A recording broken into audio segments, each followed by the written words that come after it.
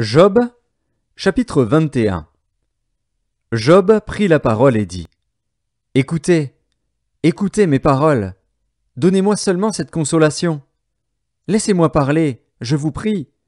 Et, quand j'aurai parlé, tu pourras te moquer. Est-ce contre un homme que se dirige ma plainte ? Et pourquoi mon âme ne serait-elle pas impatiente ? Regardez-moi, soyez étonnés, et mettez la main sur la bouche. Quand j'y pense, cela m'épouvante, et un tremblement saisit mon corps. Pourquoi les méchants vivent-ils ? Pourquoi les voit-on vieillir et accroître leur force ? Leur postérité s'affermit avec eux, et en leur présence, leurs rejetons prospèrent sous leurs yeux. Dans leur maison règne la paix, sans mélange de crainte. La verge de Dieu ne vient pas les frapper. Leurs taureaux sont vigoureux et féconds, leurs génisses conçoivent et n'avortent point. Ils laissent courir leurs enfants comme des brebis, et les enfants prennent leurs ébats.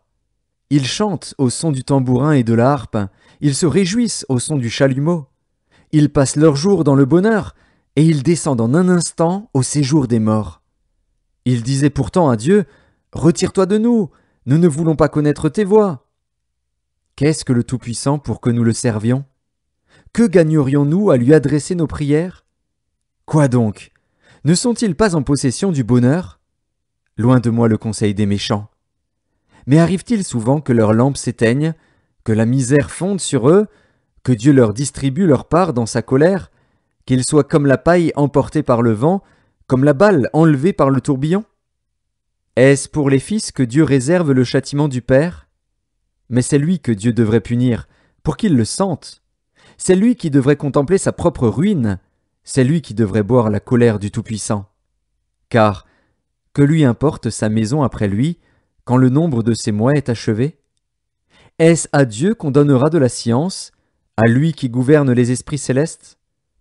L'un meurt au sein du bien-être, de la paix et du bonheur, les flancs chargés de graisse et la moelle des os remplis de sève. L'autre meurt, l'amertume dans l'âme, sans avoir joui d'aucun bien. Et tous deux se couchent dans la poussière, tous deux deviennent la pâture des vers. Je sais bien quelles sont vos pensées, quel jugement inique vous portez sur moi. Vous dites : Où est la maison de l'homme puissant ? Où est la tente qu'habitaient les impies ? Mais quoi ?